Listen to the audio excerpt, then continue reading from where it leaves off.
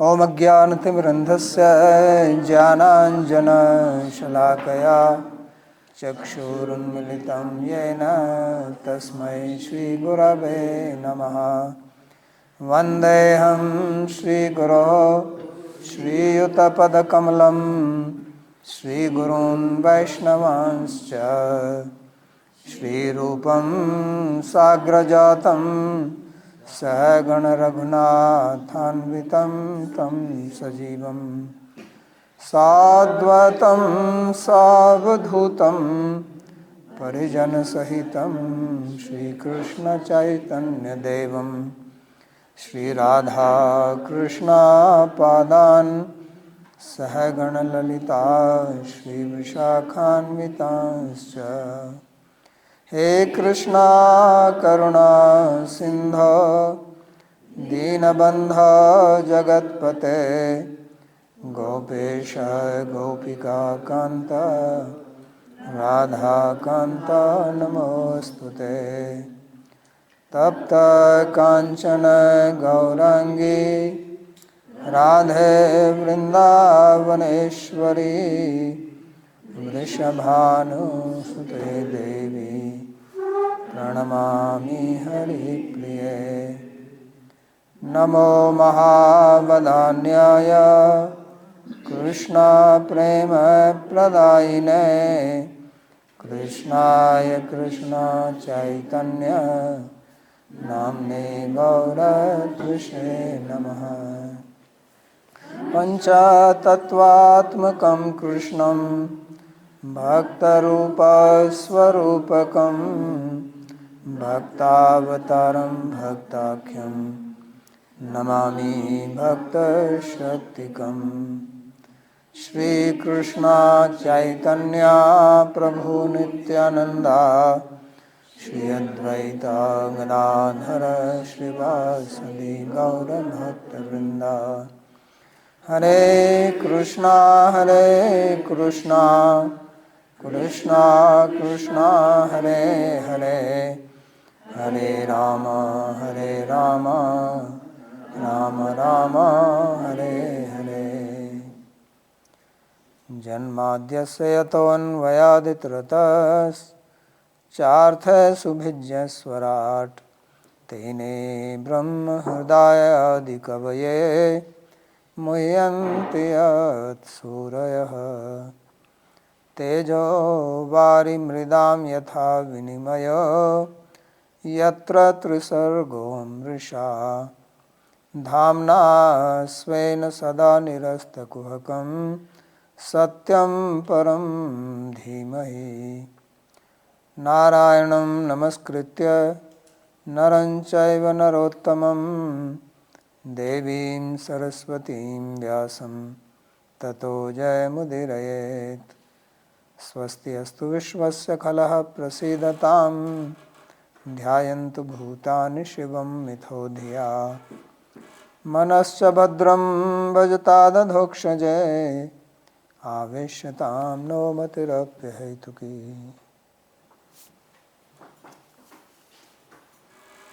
So welcome you all to today's talk on Jīva Tattva.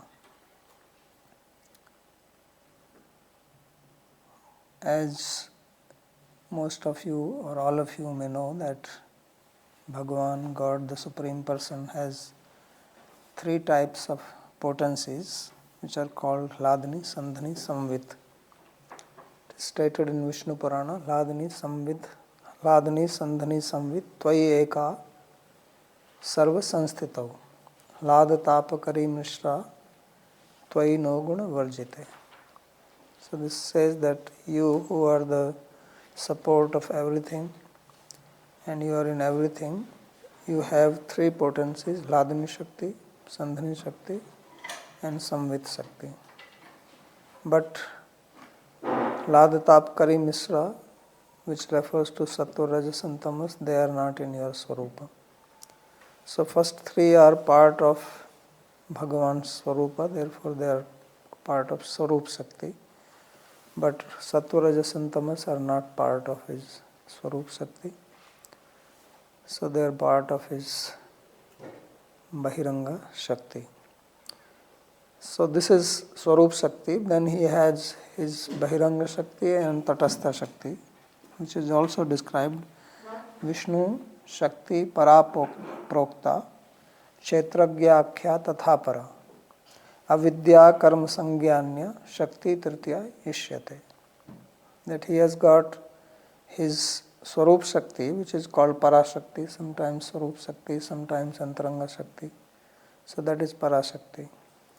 And then there is another Shakti which is called Apara, that is the taṭasthā-śakti.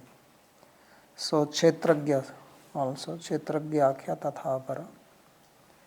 And then there is the third, which is Bahiranga, which is also called Avidya Karma or Māyā.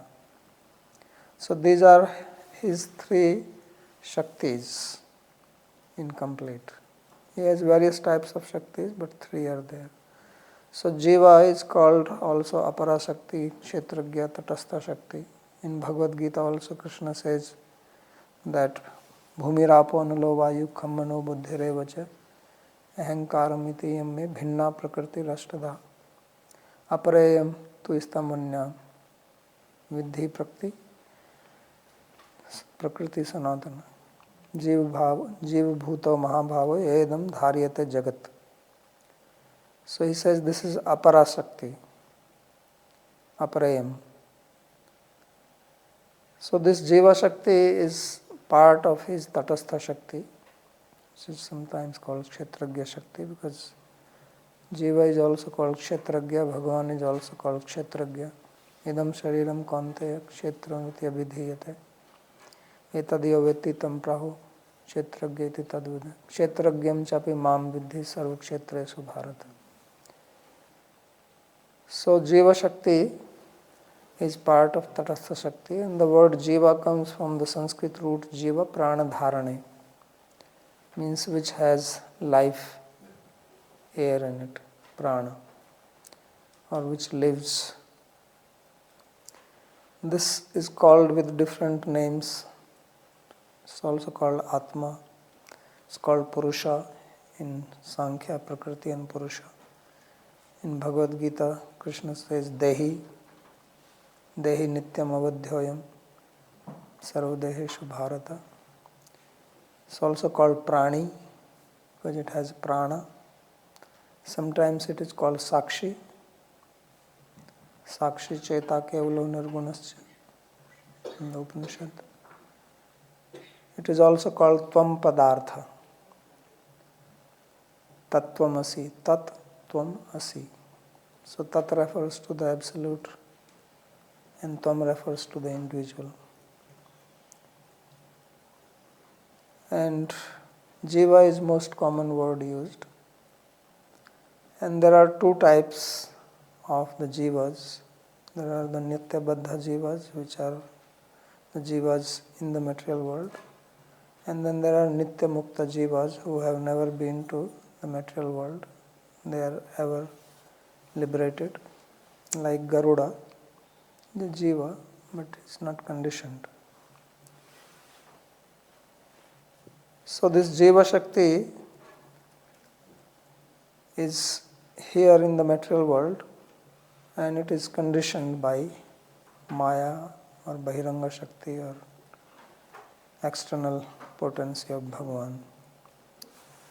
So although these words Kshetragya, Atma, Purusha, Jiva, Sakshi, they can be used interchangeably, but still sometimes technically a difference is made between Atma and Jiva. So Jiva is the word which is used for the conditioned Atma. Atma is the word which is used for the pure self without any conditioning. Just to make the distinction, these two words are sometimes used. So in Narada Pancharatra it says Yat taṭastham tu chidrupam svasamvedat nirgatam ranjitam gunaragena Jiva iti sajiva iti kathyate. That taṭasthā-śakti, which is chidrupa, which is conscious by nature, but which is in the state of forgetfulness of its own svarūpa, swasamvedād nirgatam, and ranjitam gunaragena, and is under the influence of the gunas of prakriti, sattva, rajas and tamas. That is called Jiva. So therefore Jiva is also used in that sense. And even in Bhagavatam, Jiva is defined. And there it is said that evam panchavidham lingam trivritam sodasha vistratam esha chetanaya yukto Jiva iti abhidhiyate. So this is called Jiva, which has chetana, consciousness, along with the panchavidha, means this body made of 5 tattvas, and then shodas further expand into shodas, which is the sukshma sarira, and trivritam sattva, rajas and tamas. So the meaning of this sloka is that conscious Atma along with gross body and subtle body is what we call a Jiva here. So that is the definition of Jiva. And different schools of thought, they have different concepts about Jiva. As Vaishnavas, we consider Jiva as Anu, atomic in size. Esho Atma, Esho Atma Chetsa Veditavya. Esho Atma Chetsa Veditavya Yasmin Prana Panchadha Samvivesa. So this is described in Mundaka Upanishad, that this Atma is to be known with Chetas, with the mind, and it is Anu. So Anu, which is generally translated as atomic, means it is indivisible. Anu is that entity which cannot be further divided into parts or pieces. So therefore Atma does not have any parts. That's why it is called Anu. It is the smallest particle possible. Although it is not material, but even then it is called Anu, comparing it with material particles which reach a limit of divisibility. And it hangs into the 5 types of prana. Yasmin prana panchadha samvivesa. And it is through that prana that it makes the body conscious. That's why it is called Jiva, which means Jiva prana dharane. So it upholds the pranas. So when we say someone dies, which in Sanskrit is called mrityu, so mrityu comes from mri dhatu, which means that there is a separation of prana viyoga. So death basically means that the prana leaves. This body functions on prana. Although we say that it is functioning because of the Atma, but Atma is not coming in direct contact with the body or anything else. Asangohi ayam purusha. And that's why it is not influenced by anything material, because it does not contact anything material. But then how does it make the body conscious, which is inert, jad matter? So this is through the help of prana. So that's why prana is life. It's also translated as life air. Prana by itself is not life air. Prana is air. It is also jada tattva, inert element. But because it spreads the consciousness through the medium of prana, the consciousness is spread. Therefore it is called life air or vital air. So all our functions in our body, they happen with the help of prana, which are 5 types, but then there are 5 more types, so then 10 types, but then there are further types, 14 types, there are many more. So all our activities, like we blink our eyes, or we talk, we move our hands and legs, digest food, evacuate thoughts, all these things happen with the help of prana. And we eat, we breathe, we are taking prana. We eat food to drive prana from that. You get prana from sun. Now there are some people who are called sun yogi. They live without eating because they get prana. So prana is most important for our life. That's why you have to eat fresh food because it has got more prana. Food which is stored in the fridge has hardly any prana. So you have to eat more to get prana from it. So anyway, that is the meaning of the word Jiva, prana dharana. Now the situation of the Jiva here in the material world is that it is conditioned. And when did this condition begin? So that is the interesting part and problematic part and difficult to comprehend. That this conditioning of the Jiva in the material world does not have a beginning. So it is called anadi. So anadi is hard for us to grasp and accept because all our experiences are not anadi. Because if you experience anything, it cannot be anadi. We are having different experiences through our senses, and whatever experiences we have, we only have through our external senses. And that cannot be anadi because the senses themselves are not anadi. We are changing bodies. Taṭha dehantara prapti dhiras tatra namayati. So we have deha body, then another body. So experiences go on changing. So these experiences have beginning and end, beginning and end. And since all our experiences are having beginning and end, we cannot think that something is beginningless or something is endless. So therefore this question keeps on coming. So many times when I say to people that our conditioning has no beginning, then people ask the same question. But how did it happen? Why did Kṛṣṇa put us here? So it will come back in another form, which basically means when did it begin? When I am saying that it does not have a beginning. So there are few statements in Bhagavatam itself about this anadi thing. Very clearly this stated, Bhukshetra Jiva Sangya Yadanadi Nijbandhanam.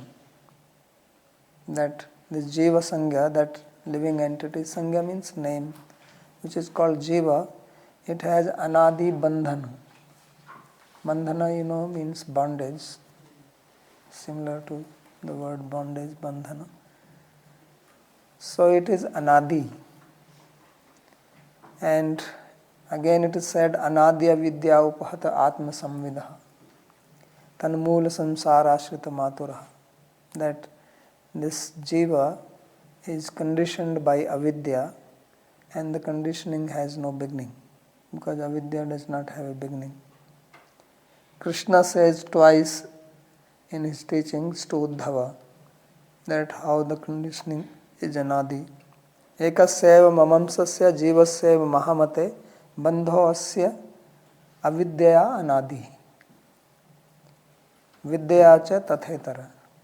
That my amsa, and he uses the word amsa here, which signifies that it is not all pervading, that it is having its bondage because of avidya, ignorance. And this bondage is anadi. Very clear statement.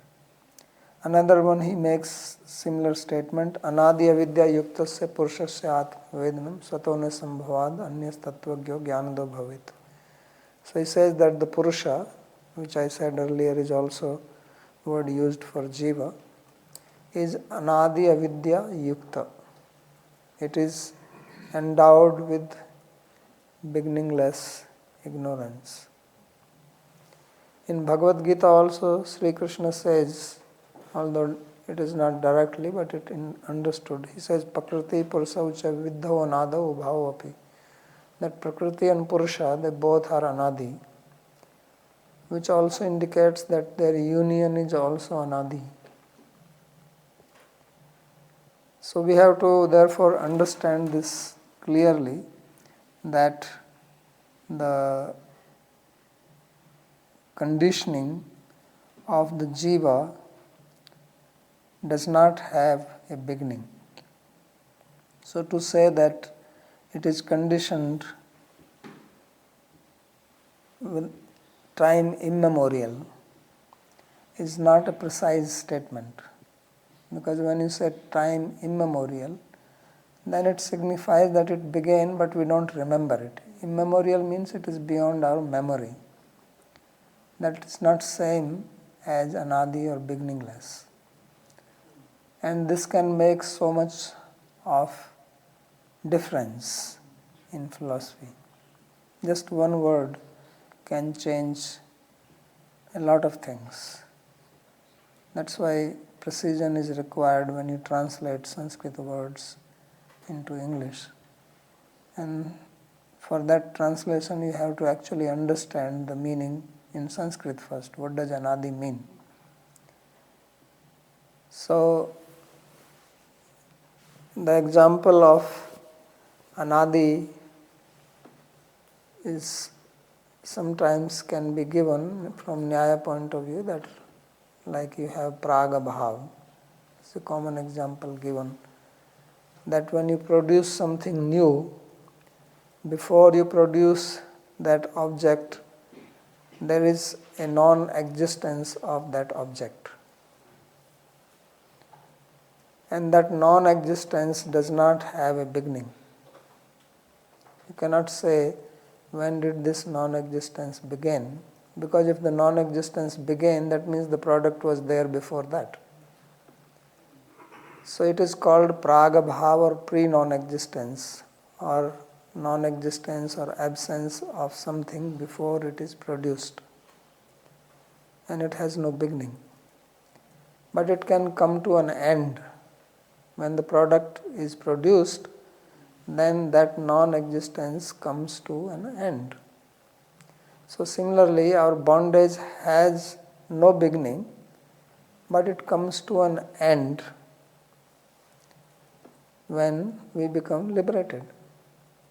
So such things are called anadi santa, things which have no beginning but have an end.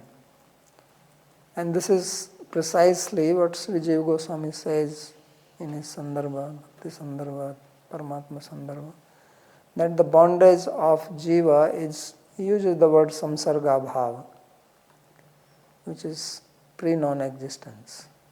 Samsarga bhava is another word used for praga bhava.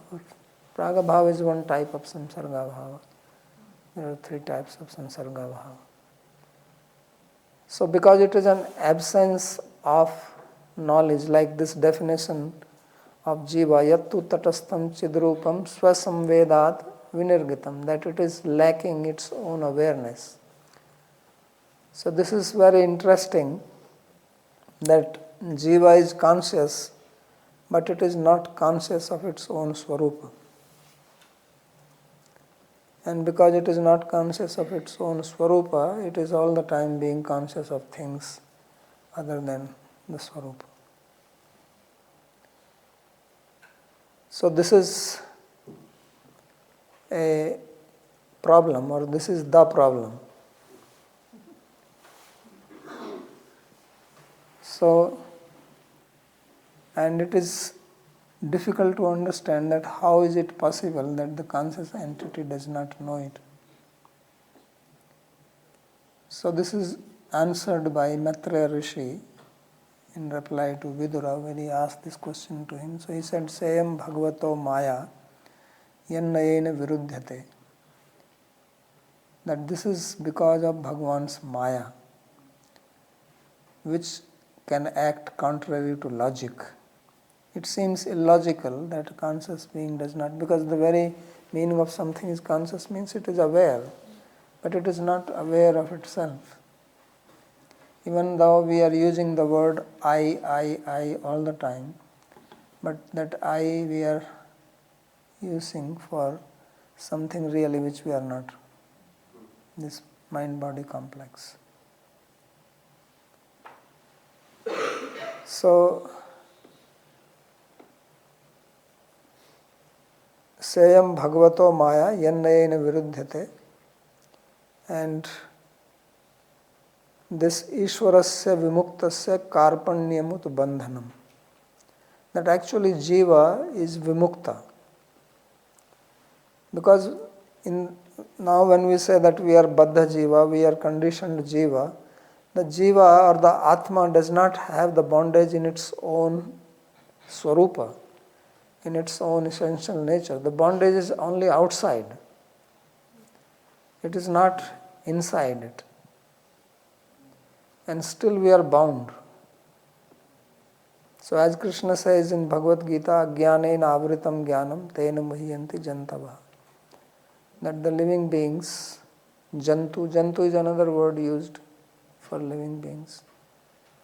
Jantava is plural of that. So sometimes the word Pashu is called, that's why you have Pashupatinath in Nepal, used for Shiva.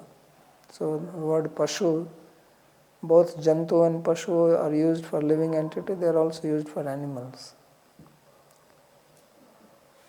Because we are also like animal now. People say human beings are social animal. Just one type of animal, right? Social animal. So they are Pashu. So sometimes called Dvipad Pashu, two-legged animal, right? Different living beings have different legs. Sometimes 2 legs, sometimes 3 legs, sometimes 4 legs, sometimes 10 legs. So God has more hands, living beings have more legs.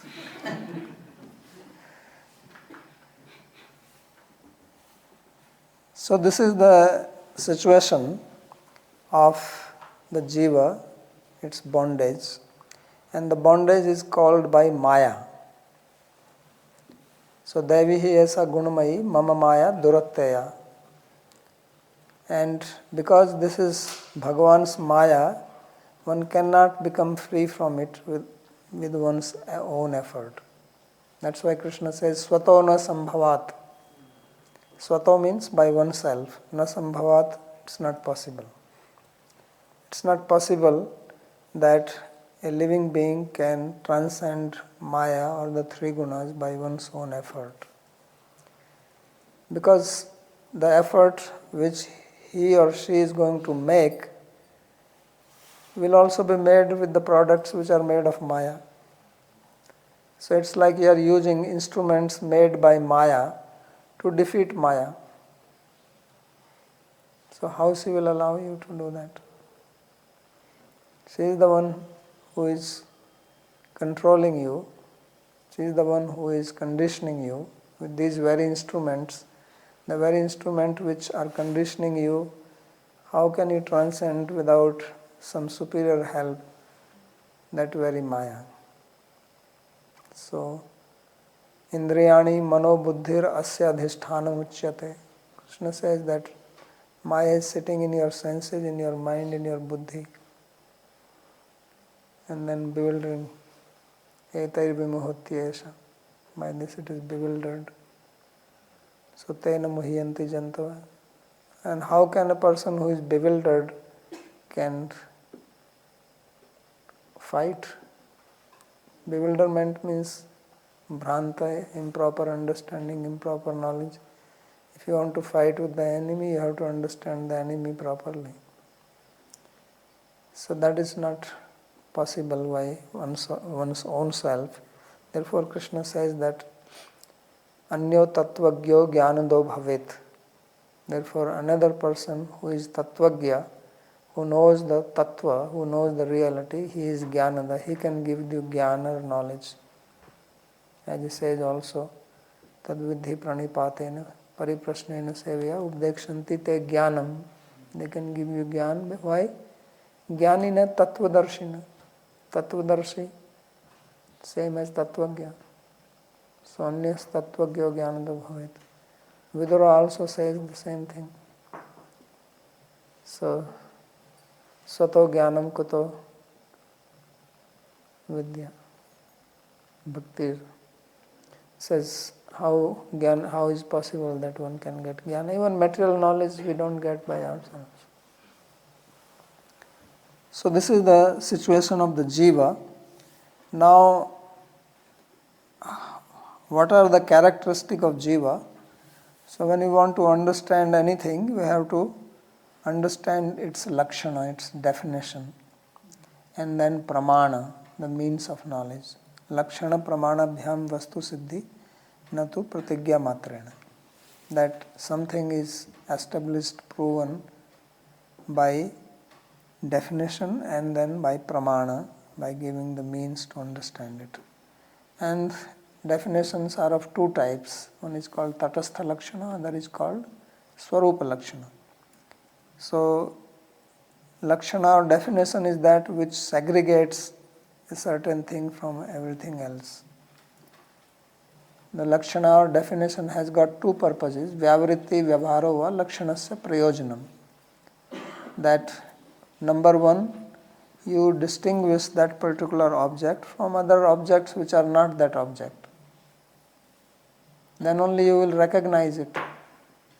If you don't know the lakshana, then how would you recognize? You can mistake one thing for another.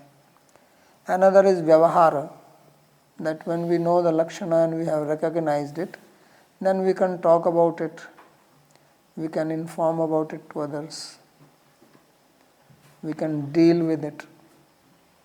So if the table is there and I understand what is a table, then I understand that table is separate from the chair. I will not mistake. Somebody tells me that get the book from the table, then I am not going to get the book which is on the chair, because I understand. So therefore lakshana is of two types. One is svarūpa, means its very essential nature, what it is composed of, what it consists of. Another is called taṭasthā, or exterior definition, means how it acts outside it. So the taṭasthā lakshana is through the body.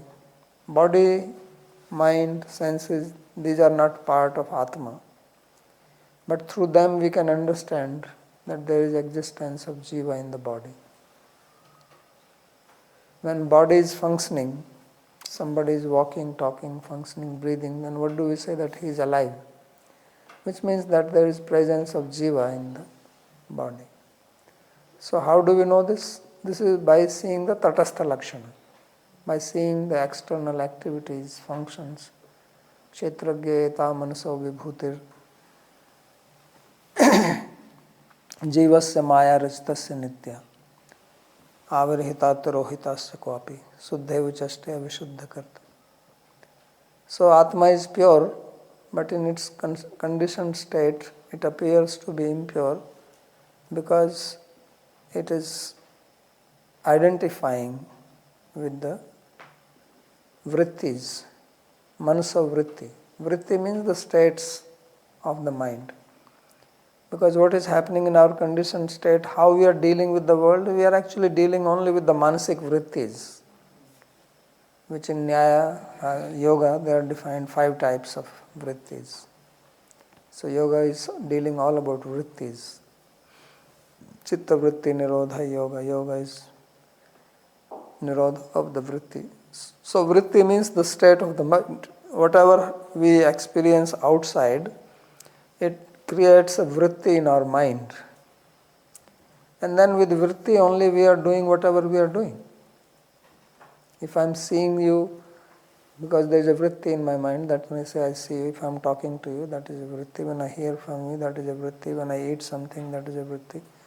So these are all vritti. So this is what Bhagavata is telling. Kshetragya eta manaso vibhuti. That these are all manaso vibhuti. Jīvasya māyā racitasya nitya. And these are made of māyā. All these vritti is nothing but māyā. So māyā racitasya, and they are continuously avirhitāte rohitasya. Sometimes they are coming, sometimes they are going. Vrittis are not permanent. If you taste something, the taste does not stay in you all the time. You taste, then it is over. You see something, you hear something, everything is temporary. So coming, going, coming, and finishing. So this is, and the Atma is sitting inside watching it. So this is called taṭasthā-lakṣana. Whatever we do with our body, mind, etc., this is all outside. Sri Kṛṣṇa also says this in Bhagavad Gita, Ichchā dveṣ sukham dukkham saṅghātas cetana dhati iti kshetram vikarena savikarena udahrita iti kshetram samasena savikarena udahrita. So this is all kshetra. Kshetra means field. So this body is like a field and many things are grown in it. All these vrittis are like some crop. Some are giving good results, some are giving bad result. Coming and going, like you grow something, you plant, then you plow the field, then you plant another thing, then you plant another thing. Like that it is going on.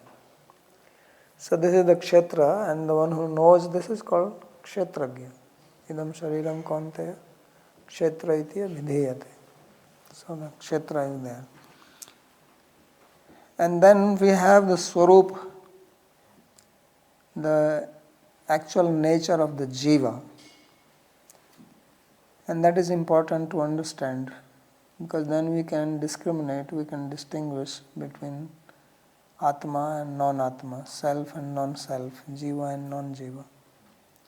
So there are various characteristics of it. In Bhagavad Gita, Sri Kṛṣṇa begins defining them. But mostly what he is saying there is negative. That it does not die, na jayate mriyate va kadachan. It does not take birth, it does not die, it does not become old, it does not transform. Achedyoyam, adahyoyam. You cannot burn it, you cannot cut it, you cannot wet it, you cannot wither it. All this not. That it is not this, it is not that. So basically is more of giving neti. It is not this, it is not this. But what is something positive about Atma? So that we have to understand.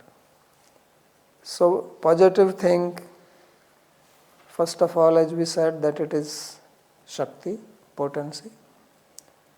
Both words are used. Sometimes it is treated like a substance, sometimes it is called like Shakti. So just like in our philosophy, Radharani is a person, but she is also called Shakti, potency of Bhagavān, Hladani Shakti. So in the spiritual world things work like that. Spiritual things are like that. So it is Shakti and it is a part of Bhagavān. Mamaivansa Jiva Loka Jiva Bhuta Sanatana. So it is part, and it is part not of all the three Shaktis of Bhagavān. Bhagavān has got Antaranga, Bahiranga and Taṭasthā. So Jiva is certainly not part of Bahiranga Shakti, because Bahiranga is inert and Jiva is not inert. There is nothing inert about Jiva. It also does not have Antaranga Shakti in it, as some people believe that it has got Antaranga Shakti or it has got Prema in it. No, it is only part of taṭasthā-śakti. And this taṭasthā-śakti therefore does not have Antaranga or Bahiranga in it. It is just pure, it is a third type, otherwise there was no need to make three divisions. Could have just made two. Antaranga, Bahiranga, and third one is a mixture of the two. So why this third division is said? Because it cannot be put in the category of Bhagavān because it does not have Antaranga. It cannot be put in the category of Bahiranga because it is not inert, it is conscious. So therefore it is a third category. That it is neither inert nor conscious like Bhagavān, some different state. So that is the reason it is called taṭasthā. And this taṭasthā-śakti has characteristic that it is eternal, it cannot be destroyed, it does not undergo any transformation, it has got characteristics such as consciousness. It is not just mere consciousness, but it is conscious and it possesses consciousness. So that's what also makes it different from Advaitavad theory, where Brahman is considered as mere consciousness. So it is not just consciousness, but it is conscious and possessor of consciousness. And it has got the characteristic of agency, doership. And because it is conscious, so it is also have the characteristic of knowership. And it can experience, so what you call as experiencership. But these characteristics of Atma, I'm speaking of pure Atma now, they cannot function on their own unless they have instruments by which they can be expressed. And therefore, Atma needs a body, either a material body or a spiritual body, to express its qualities. So just like somebody may have ability to play some music, but to play that he would need the instrument to play. Or you have the ability to write, but you will need some instrument to write. So similarly, the Atma has got potential to act, potential to know, potential to experience, but that potential cannot become manifest unless there are instruments to express that. So that's why body is necessary. So therefore, there are two types of characteristics or yogita or qualification. One is called svarūpa yogita, means qualification in its potential state. Other is called phalopdhayi yogita, means when the potential becomes manifest. So it becomes manifest only when it has certain other conditions along with it. Otherwise it can remain as a potential. So Atma does not have any form, does not have any svarūpa. Therefore Kṛṣṇa says, avyaktoyam achintyoyam avikaryoyam uchyate. In Bhagavad Gita he says that it is avyakta, that it is not manifest in any form. And it is achintya, it is beyond our mental conception. You cannot conceive of it. Whatever we know, we can only know from Shastra. But you can experience it through the process which is given by Shastra. Otherwise, one can never know. By one's own effort, if one does not hear from others, then one cannot know about it, no matter how intelligent a person is. Therefore Kṛṣṇa says, Āścaryavat pashyati kaśyadenam āścaryavat vatti tathaiva chanyam. Āścaryavat chanyam shrunoti srutvapi nayanam veda kaśyat. That it is wonder that you can speak about it, and it is wonder that someone can hear about it. But it is also wonder that after hear also one does not know it. Because it is something which is not experienced in our day-to-day life. The other characteristic of Atma is that it is a referent of the word I.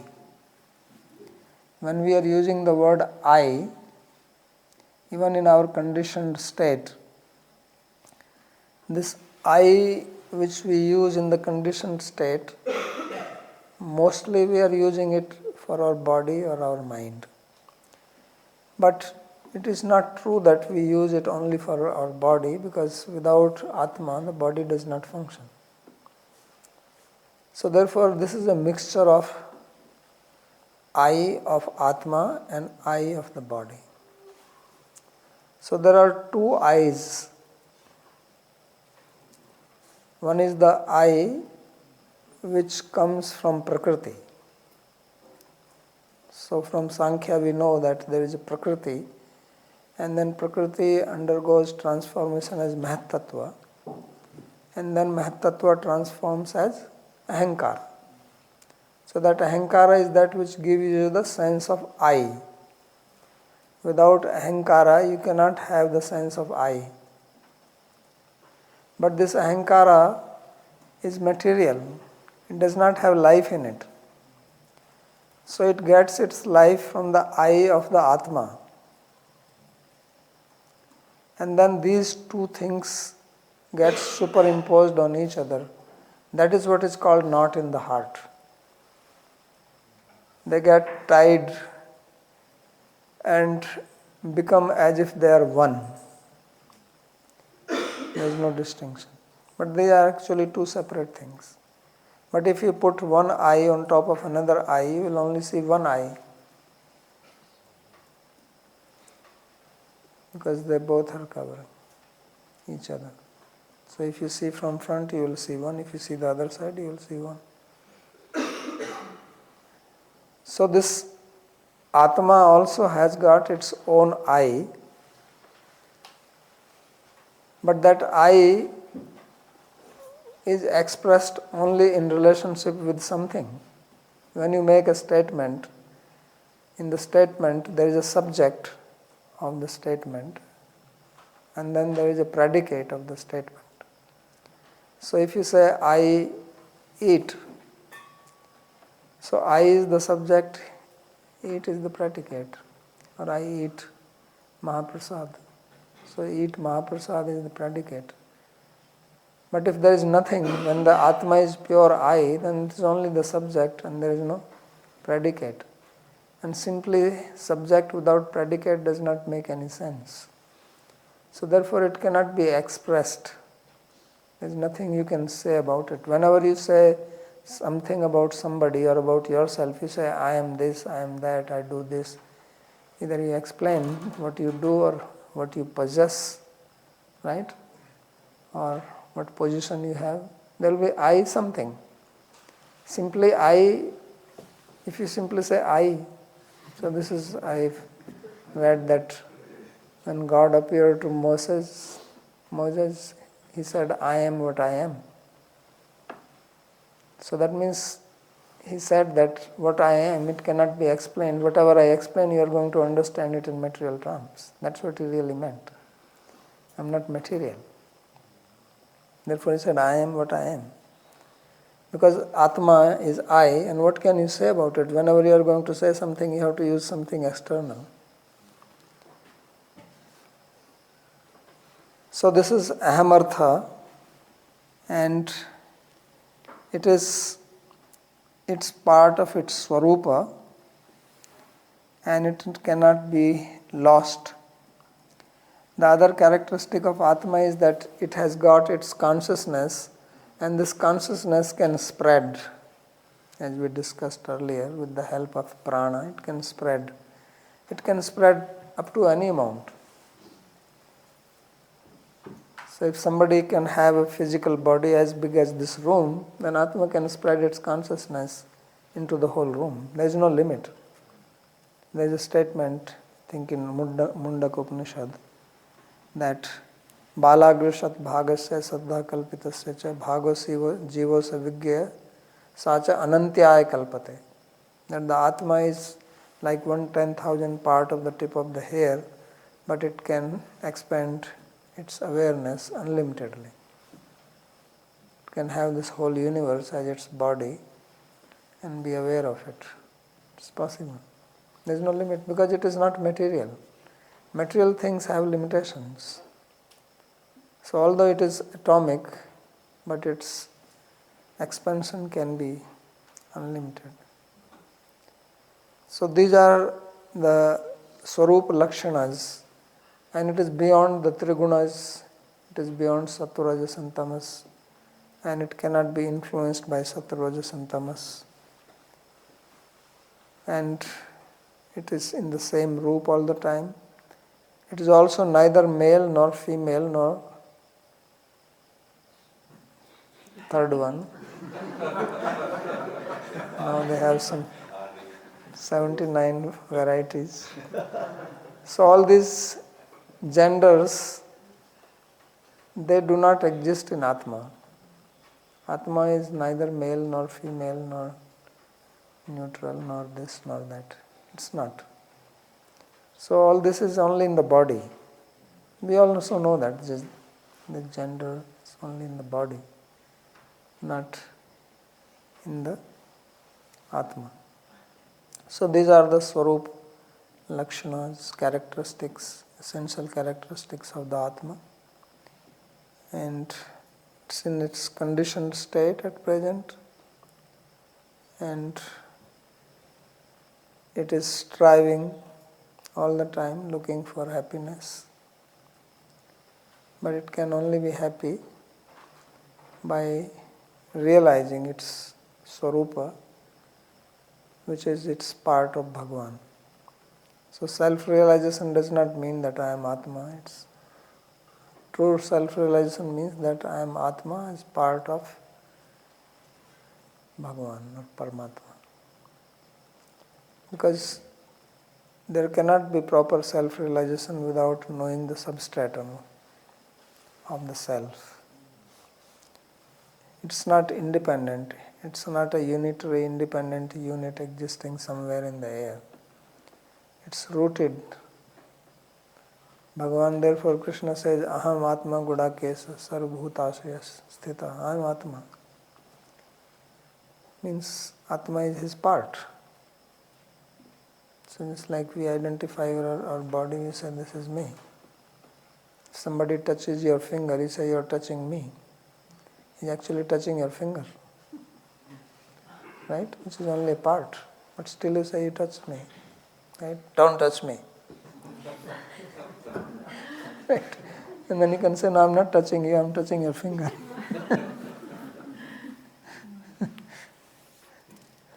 So therefore Bhagavan also says that I am Atma because Atma is his part. He loves the Atma, so he identifies with it. So Sri Kṛṣṇa has this Kaustubha gem on his chest, that is the taṭasthā-śakti.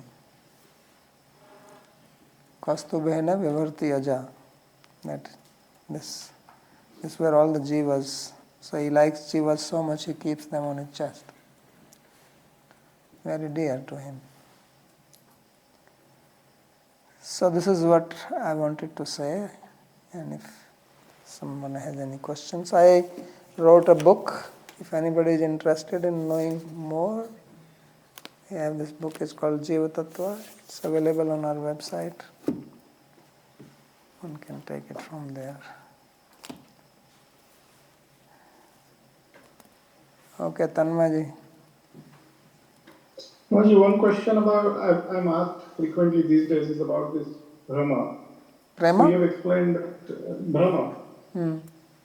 You have explained that in the case of a snake and rope, for example, we are seeing the rope, but instead we recall the snake by mistake, and so seeing the rope is a snake. So in the same way, some people argue that the Atma has mistaken the body for itself in the same way, and they call that Brahma. What is our view about this? Because my confusion there is that, but you've never seen you don't see the Atma, it cannot be seen. So, and there's no similarity between Atma and body. No, it's not that kind of Brahma. You see, when examples are given, first of all, it is a material example. Now you are applying this to something spiritual and material. It's very difficult to explain. That's what I was saying, that Atma is called Achintya. We know this. It's a very basic statement of Kṛṣṇa in 2nd chapter of Bhagavad Gita about Atma. So if it is Achintya, how can I explain it to you? Because whatever I am going to explain to you will be Chintya. Achintya means inconceivable. Whatever I will say, I have to conceive of it and say, put it in words. Otherwise I can only say, well, it's inconceivable. That's all. What can you say about something which is inconceivable? You can only say it is inconceivable. So this is a problem, that it is Achintya, but still we have to say something. Like even this thing that it has no beginning, This itself is inconceivable. We just say, okay, it is inconceivable, I just accept it. But now you try to conceive it, it has no beginning. You cannot conceive. You will go crazy, because where will you take your mind? It has no beginning. How far back you go, it is not going to end. So you are really not conceiving it. But we just say, okay, it's inconceivable. We say the word and we feel satisfied with it. So this Brahma is two things. It has two parts to it. Number one, that Atma is devoid of its own knowledge of its own self. That is the first part. And second is that it thinks that I am this, what it is not. So it is in that sense that it is Brahma. Brahmas are of various types. It's not only one type. Deepak ji. Thank you. Babaji, you were explaining that one of the characteristics of the Atma is that it cannot be transformed. But you were also saying that at the moment the Atma is in the conditioned state. So when it evolves to the unconditioned state, how does that transformation happen? Or is it achintya, as you were just explaining to Tanmay-ji? No, I already said that it is conditioned, but the conditioning is not inside the Atma. It is external to it. That's why Kṛṣṇa says, Ajñānena āvritam jnānam. Like you take a book and you cover it with a piece of cloth. The cloth is external, you cover it and you remove the covering. Does the book get transformed? And there is no transformation. But when it is uncovered, then you can see it. When it is covered, you don't see it. Thank you. Janaki. Bhakti. I'm having a hard time understanding what you had said. What is I'm trying to understand what is the difference between being conscious and possessing consciousness. Could you please explain that a little more? Means you are a person, so you are conscious of yourself,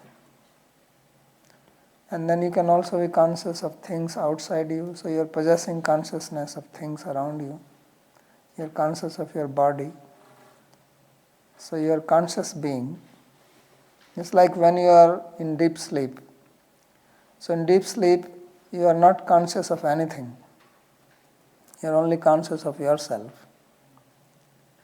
So basically you are not really possessing any conscious of anything except that you exist. You are only I. So you are conscious being, and you have consciousness as a quality by which you can be aware of things. Otherwise you could be that you are just conscious, that's all. You cannot be aware of anything else. That's what Brahman is according to Advaitavad. Perfect, thank you. Shalas. Pranam Babaji, you mentioned that Jiva does not come in contact with the body. Yes. Because it is material, but it rather activates it through prana. Yes. And you also mentioned that prana is also material. Yes. So how does it come in contact with prana? It has its field, just like you have magnet, and then magnet can influence iron pieces, although it does not come in contact with it. You can have some iron fillings on top of a book and take a magnet underneath it, you move the magnet and these things will move. So it's not contacting it. So Atma does like that.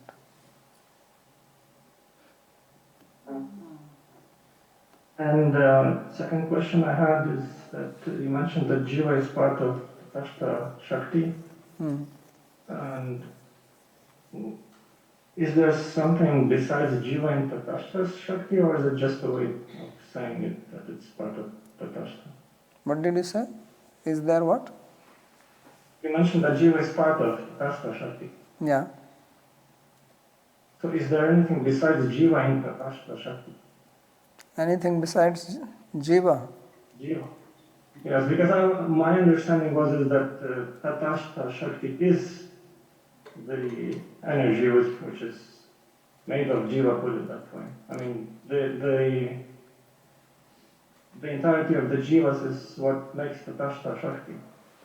Is that correct? Yeah, this is correct way of saying, but you have to go a little above that. Because this Shakti is belonging to Kṛṣṇa. So it's difficult. That's why I said that he has the Kaustubha gem and that is the Jiva Shakti. And this Jiva Shakti is also unlimited. So either you can think that he has got unlimited Jiva Shaktis combined together, that is called taṭasthā-śakti.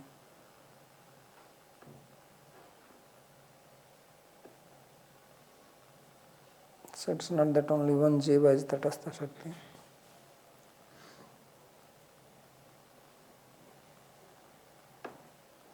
Kuba.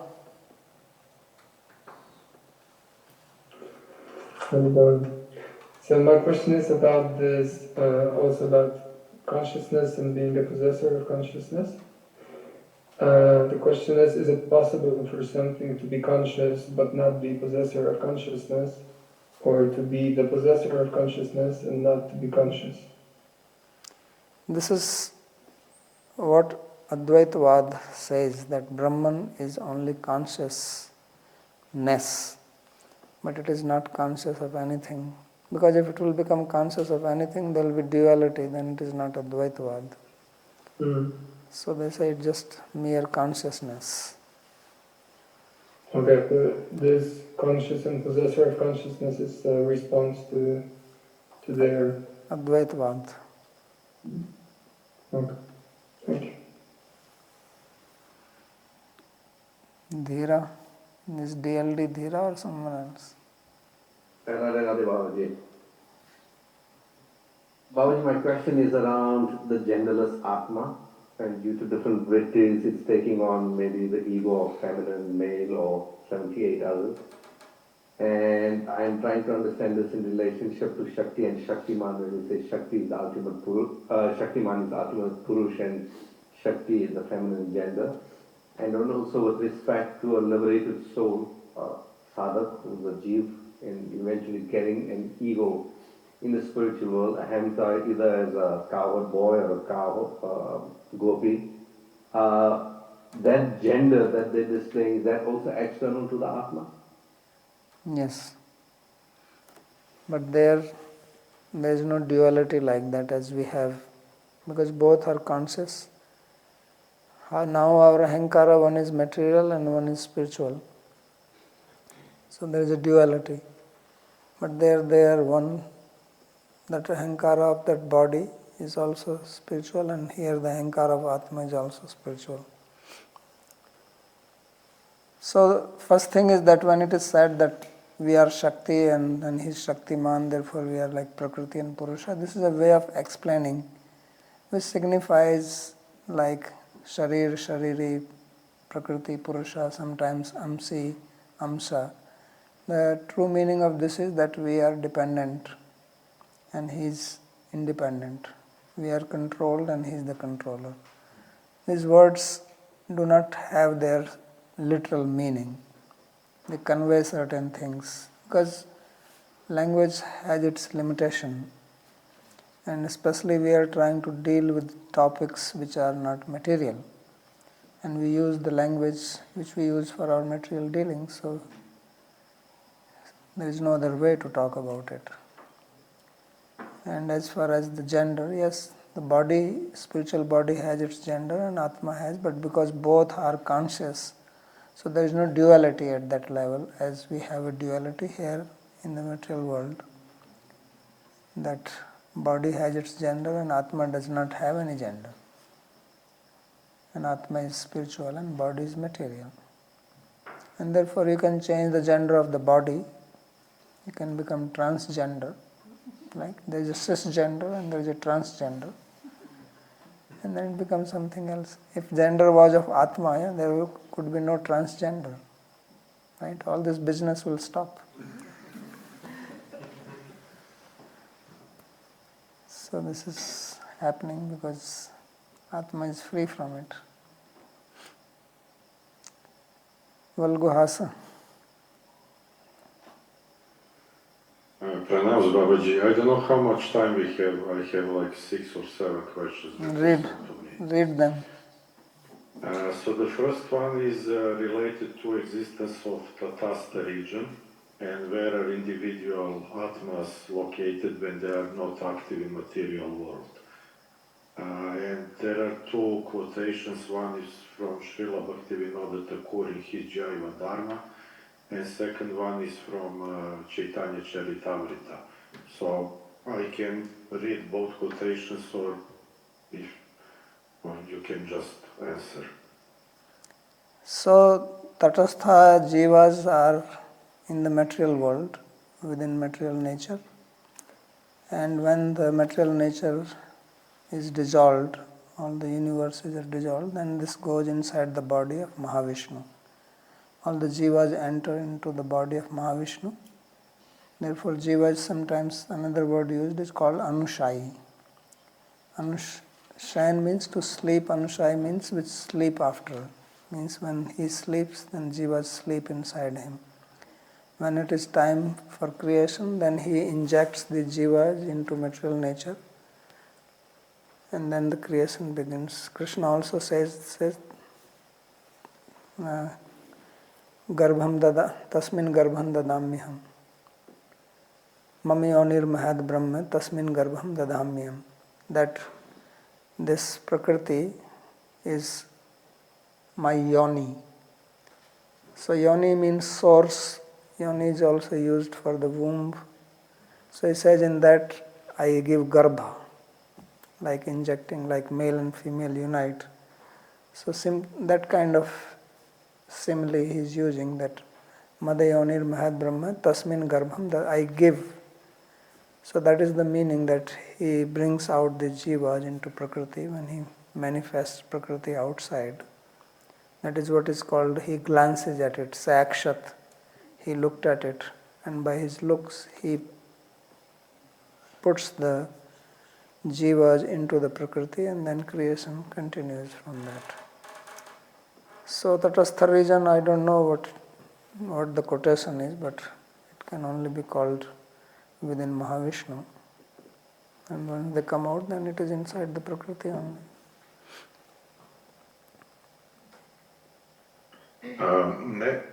Next question is related to whether knowledge and pure bliss are inherent in Atma. So Ramanujacharya explains the hidden identity of the soul while in the material realm in his commentary on Vedanta Sutra. He describes the soul's pure qualities as being shrunk while in the material world and then being expanded into pure knowledge bliss upon liberation.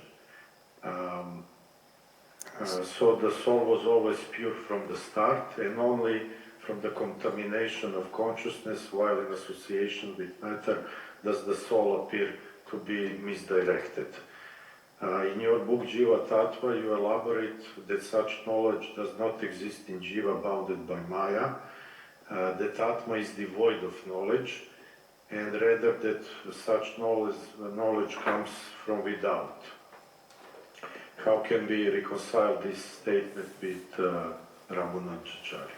So first of all, it is not our responsibility to reconcile statements of other acharyas with our philosophy. I don't see any reason that we have to reconcile, because many things, otherwise there will be just one sampradaya. So Vallabhacharya has different view. He talks about 3 types of jivas. There are pushti jivas, maryada jivas, sansari jivas. Madhvacharya says there are sattvic jivas, rajasic jivas, tamasic jivas.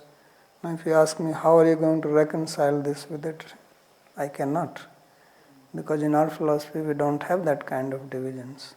So there may be certain differences Obviously, if we consider ourselves as a different sampradaya, you cannot say that everything which Ramanujacharya says applies to us.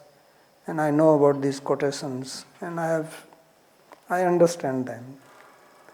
So I don't accept, or rather our acharyas don't accept anywhere that Jiva has got knowledge inherent in it. Because if I ask you that knowledge is inherent, do you know what knowledge means? Knowledge always means of something. Knowledge by itself doesn't mean anything. When you say, I have knowledge, immediate question comes, knowledge of what? So if it is inherent in the Jiva, then I will ask you, what knowledge about what? And if it has inherent knowledge in it, then why is it confused? Because something which is in my svarūpa, it cannot be taken away. Any of the characteristics which I describe of the Jiva, they cannot be taken away, because that's what it means that it is in svarūpa. So what Ramanujacharya says, I also understand that, but it is not the understanding which you are saying. That it is there and it is, yes, Jiva is always pure. I never said that it is impure. It is, conditioning is external. As Chaitanya Mahaprabhu said, Cheto Darpan Marjanam. So like a mirror, the dust is outside. Dust is not part of the mirror, otherwise you will not be able to clean it unless you break the mirror. So there is no impurity inside the Atma, that we also accept. And it cannot become impure, it is always pure. But as far as bliss inside, knowledge inside, that is not acceptable to our acharyas. Whether Jiva Goswami, Rupa Goswami, Sanatana Goswami, nowhere they say like that.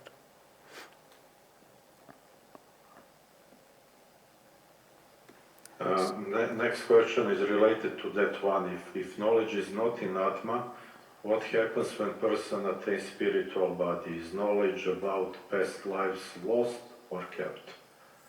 It is lost, because all this knowledge is in the subtle body, and liberation means muktir hitva anyatha rupam svarūpena vyavasthiti.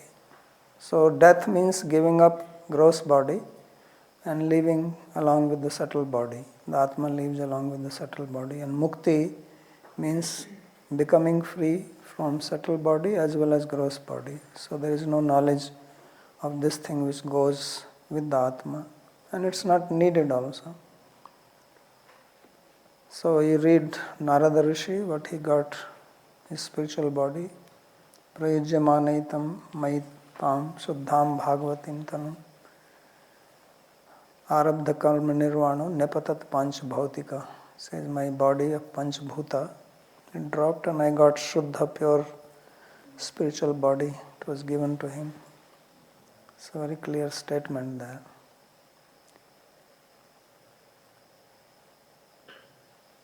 Next question is, as we know that taṭasthā jīvas are anadi in material world, and we know that there are nitya siddhas in spiritual world, which are manifestations of svarūpa-śakti, is there a category of taṭasthā jīvas in spiritual world that were never in material world? Yeah, I said it in the beginning when I said that there are two types of jīvas. They are called nitya mukta jīvas and anadi baddha jīvas, sometimes called as nitya baddha jīvas.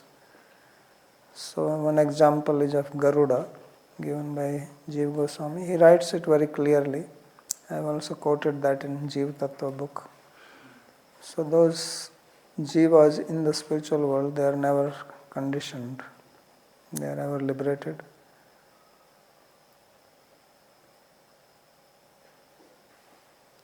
Okay, anything else? Kuba, you have something, or is it just your hand? I want to ask about, as there are two types of jivas, then also in Bhagavad Gita we speak of two types of daiva and asuras, and how do these correlate? I understand that they are not nityabadas, the asuras, but... No, these two types are just dealing with the prakriti, the nature. It's not talking about the jivas. Okay. Just the acquired nature. And this acquired nature is also like forever, let's say? No, it's not. Just as it is acquired, it can also be given up. Okay. Thank you. I heard you say that Atma is atomic.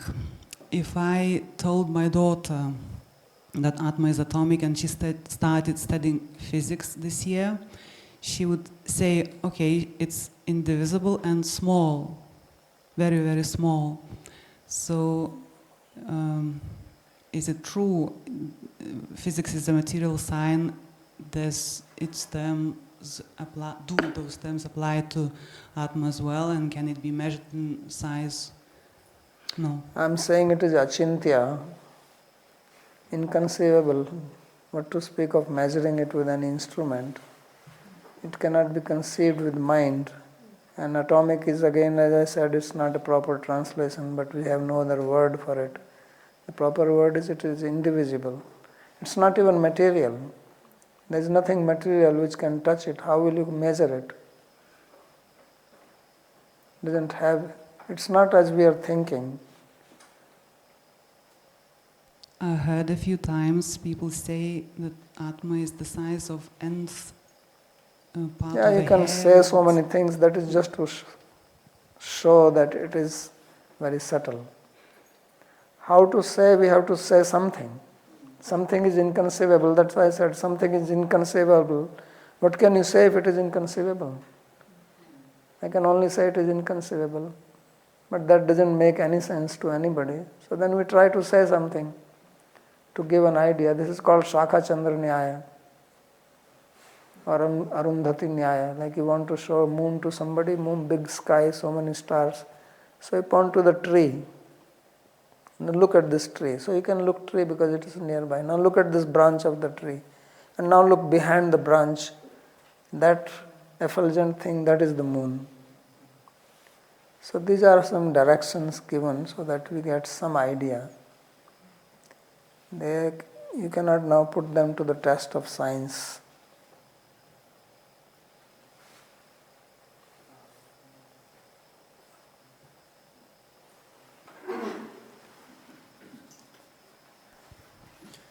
Babaji, the living beings, the living entities in the spiritual world, they have no knowledge of a place called material existence.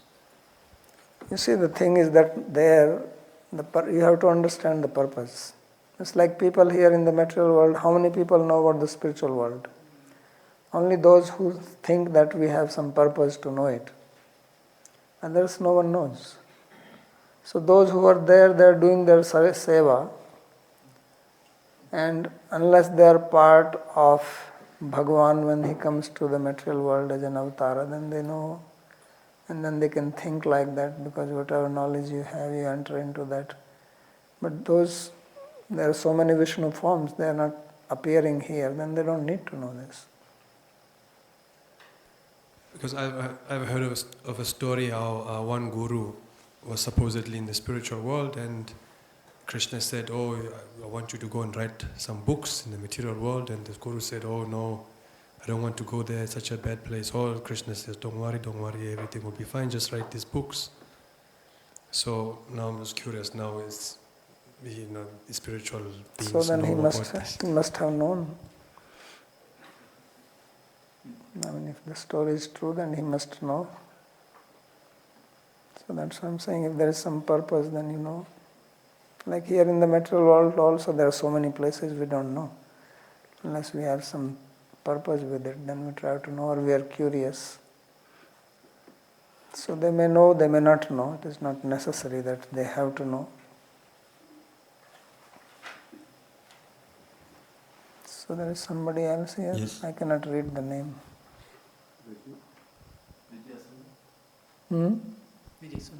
That's Bengali, Vijay Sundar. Pronounced Babaji. Just a quick reference question.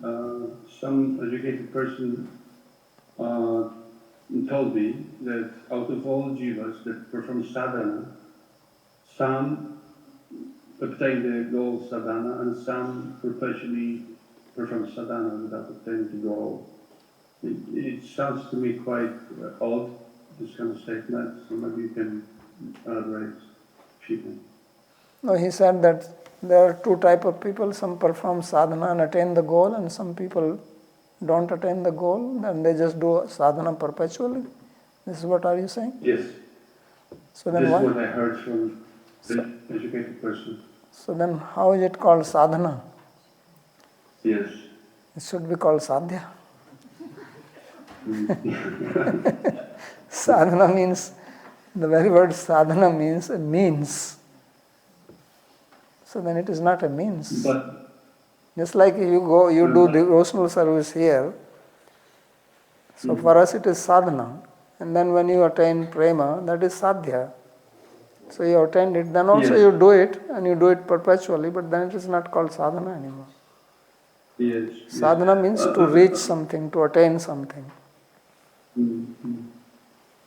Perhaps he was hunch on this word yadrichaya, that bhakti is given by fluke, basically. No, whatever it may be, but when you say somebody is doing sadhana perpetually, then I'm saying it is not sadhana. Okay. I understand. Thank you. Okay, so Babaji, I am not the body. I am not that body. Okay? I am the soul. But who is saying I am the soul now? Who is saying? Who is saying that? The body conditioned or Jiva. the soul? No, this is the conditioned state. This is how we are trying to understand, but now these two things are together, and unless you become liberated, they are together as one unit. So it's not that who is saying it as if this is separate and that is separate. They're together now.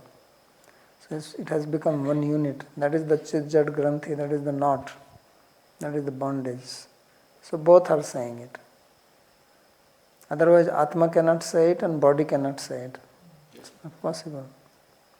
So it's together now. This is the meaning of conditioning. So one is saying the truth. One is saying the truth if they speak together, and the other is a liar. Other is a? One is saying the truth. But that's what I'm saying. It's not that they are two separate things. At present they are one. They are so much in love. They are not two. They are not thinking I'm this and I'm that. They are only one. It's like you have a piece of iron. Okay? It's again a material example. Don't try to analyze and say, well, this is not possible. So you make it hot. So then it touches and it burns you. So then which is burning you? Fire is burning? Because fire cannot touch you without the iron piece. Or the iron piece is burning, iron piece cannot burn because iron piece is not fire. No, they are together burning you. You cannot say that one is telling lies and another. No, they together function. The function of burning which will happen by the iron piece is done by both as one unit. This is what Vidura says, that Maitreya says, this is illogical. But it is happening. There are things which are illogical, means translogic. There are things which are beyond logic, they don't fit in our experience. And Shastra is primarily to teach us that only. Otherwise science would have figured it out. They would have measured where is the soul and how big it is, what is its characteristic. It's not possible. That's why the only pramana is Shastra.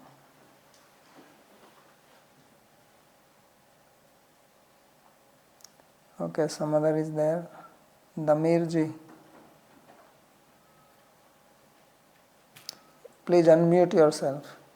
My respect, dear Babaji, Namaste. I have one question from your Bhagavad Gita, chapter 2, 25 verse. Can you little explain Sanskrit word avyaktaha, unmanifest? The self is said to be unmanifest because all our capacity come from the soul, from the Atma, for completion, for work, experience, observing, witness. How can understand avyaktaha manifest? So just like God is everywhere, do you believe that? God is everywhere. Yes. Do you accept that? Mm-hmm. But do you see Him anywhere? So He is avyakta. So avyakta means that it is not perceptible to your senses.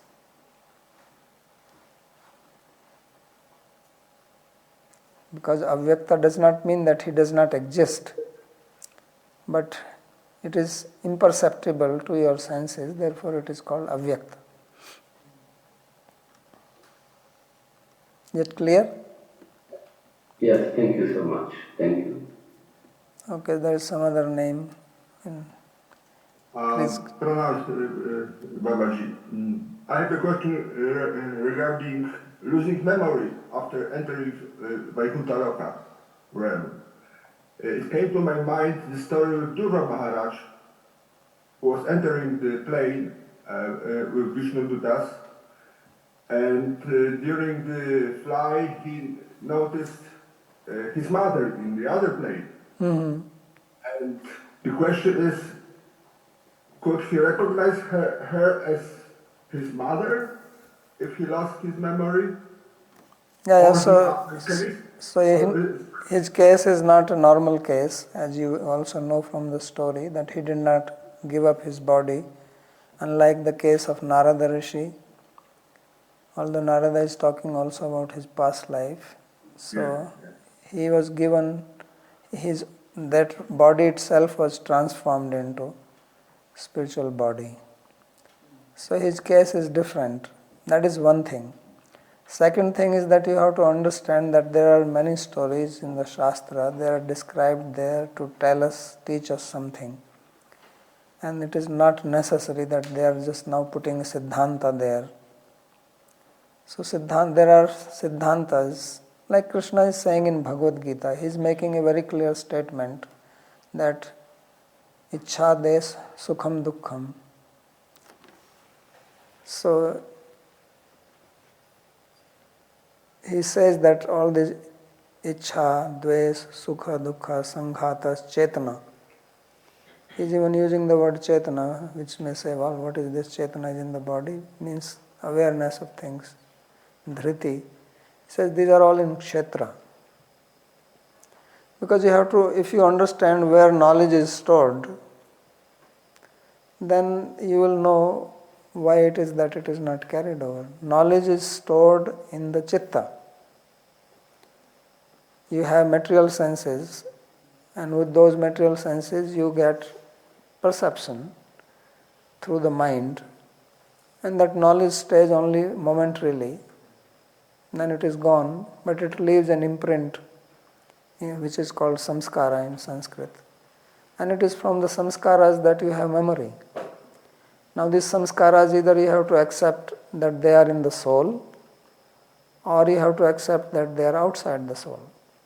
So if you say that samskaras, the imprints of our experiences are in the soul or in the Atma, then they will be permanently there. Because soul does not undergo any transformation. It is eternal. Then you will never forget. So then you should remember all your past lives all the time. But that is not the case. So they are outside in the Chitta. And that's why you can lose your memory. People have dementia, they can forget. So if it is possible to forget here, it is also possible when you take liberation and go away. We have had so many experiences in our past lives, we do not remember them. Because they are in the form of samskaras and we are unable to access them. So mukti means giving up everything material. There is nothing material which goes with the soul when soul gets liberated. So now you have to decide whether memory is stored in the material body or it is stored inside the Atma. Or you have to assume that something material goes along with Atma, but that is denied in Bhagavatam itself, in the 2nd canto, 10th chapter, where it says, Muktir hitva anyatha rupam svarūpena vyavasthiti. Very basic definition. There are so many other definitions of mukti, so many varieties of mukti, but the most fundamental definition which applies to all muktis is that in the state of mukti, the Atma is devoid of anything material. Anyatha rupam. Anyatha means which it is not, means anything material. It's only situated in its own svarūpa. Svarūpena vyavasthiti. And Atma's svarūpa is not material. So that's why I say that this memory is not carried there.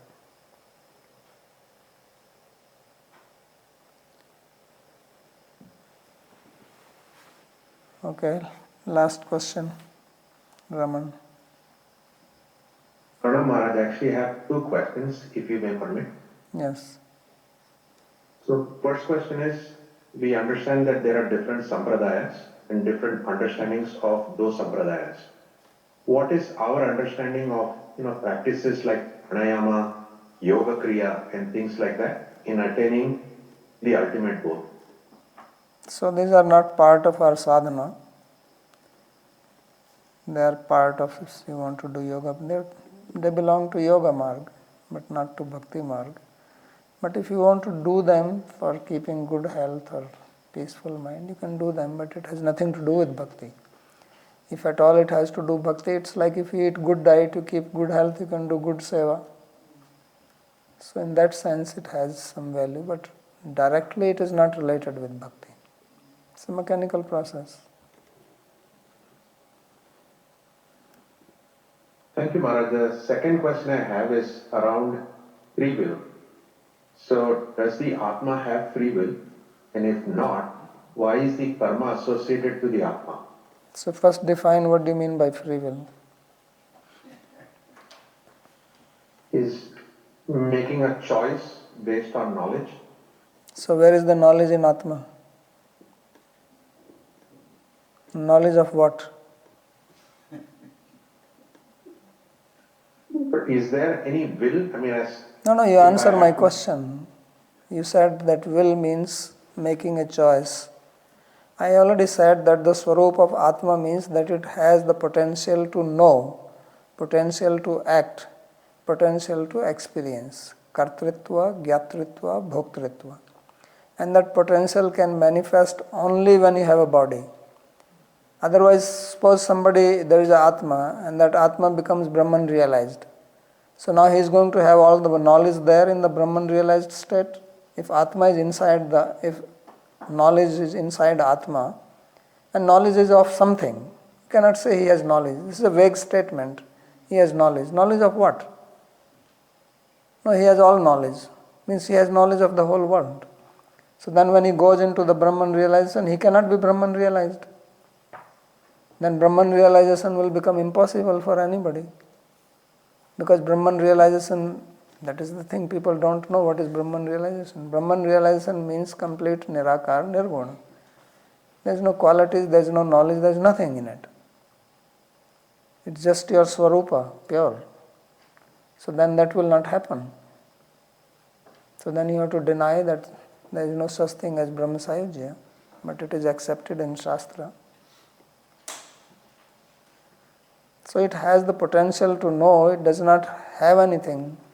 And the thing is that you have your own experience every night. It's not something which you have to just believe. When you sleep at night and you go in deep sleep, what do you know? If knowledge was inside in Atma, then okay, in the wakeful state you are seeing this and you forget about that knowledge. Then when you are in deep sleep means when you are disconnected with both the gross body and the subtle body. So then you should be full of knowledge at that time. You should become omniscient in deep sleep. But if you will be omniscient in deep sleep, you would not be called deep sleep. You will be most awake. more than when you are awake. So everybody knows that when you are in deep sleep, you are in absolute tamas. The ultimate limit of tamas is deep sleep. Tamasttva ajnanam. As Kṛṣṇa says, that tamas means ajnana, ignorance. So deep sleep is absolute ignorance. You are not even dreaming, nothing. At least when you are dream state, you are knowing something, whatever it may be, imaginary. So where is the knowledge then? If Atma has knowledge, then it should have. Where is the free will there? It doesn't have the instruments. I explained that these potentials cannot manifest without the potentials.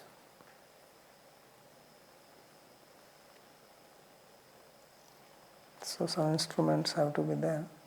And that means you have to have a body. Okay? Thank you, Maharaj. So, or anyone else has anything? Some questions in the chat. Speak. There is some Patel there. Who is that? Krishnananda Patel? Me. Dhanyavad Maharaj, Babaji. Bolo. Some moments. हाँ बोलिए. I have a question. You mentioned the Kaustubha gem earlier on. You mentioned Kaustubha gem earlier on. The Kaustubha gem. Kaustubha gem, yes. So the jīvas who rest with Mahavishnu after Pralaya, are they different from the jīvas who emanate from the Kaustubha gem? See, the jīvas, they go into Mahavishnu, they are same. The conditioned, those who are eternal jīvas, they are never emitted into this material world. So, Vallabhacharya, we had that class. His famous statement is Yathagne kshudra vispulanga vicharanti evam eva asmadat atmana sarve loka sarve jiva. This is the statement which Sri Vallabhacharya utilizes when he talks, because his philosophy is Suddha Advaita, pure non-dualism. So he has to prove it also. So as we say that they go into Mahavishnu, but then Mahavishnu is separate, Kṛṣṇa is separate. They only talk of Brahman. So that from Brahman it emanates like that. So this is insignia. It's like Kṛṣṇa, he is complete in himself. So all Shaktis, they are within him. But they also manifest outside him. So when they are within him, then they have their representations on his body. That's what all the marks signify on his sole of his feet, on his hands. He has that golden streak of hair on his chest, which signifies Lakshmi. So that does not mean that now Lakshmi is not outside. But as a person, as a personality, when he is there, all the Shaktis are there also in him. So that is the significance of Kaustubha gem, that taṭasthā-śakti this is taṭasthā-śakti. And that's why it is outside as a gem. When it is Lakshmi Devi, then it is on his chest, it is part of his body. But gem is not part of his body. So that is the significance of it. But when they come out from Mahavishnu's body. Is it clear? Yes, I'll think about it, meditate on it. Okay. Thank you, Babaji. Haribol. Question from Ram Ji. Radhe Radhe Maharaj Ji, does not Buddhism believe in souls? Kindly explain. No, they don't believe in soul. They don't believe anything which is stable. Everything is transitory in their philosophy.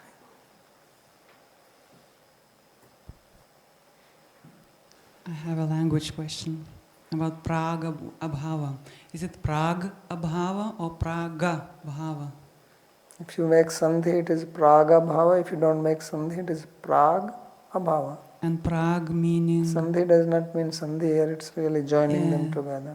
And prag means? Pre. Pri. Like you said, pre something. So if you use it separately in a sentence, it would be praga or something else? It is prak. Prak, okay. And then ka becomes ga by the sandhi rule. And I saw somewhere pranch. Vishnu daso Vishnu padante hari ghose cha hari gada. And I saw somewhere that explained that it's pranch. Pranch. No, that's a separate word. It's not applied here. That's a separate word. Okay, thank you. Okay, so we'll stop. All right, thank you.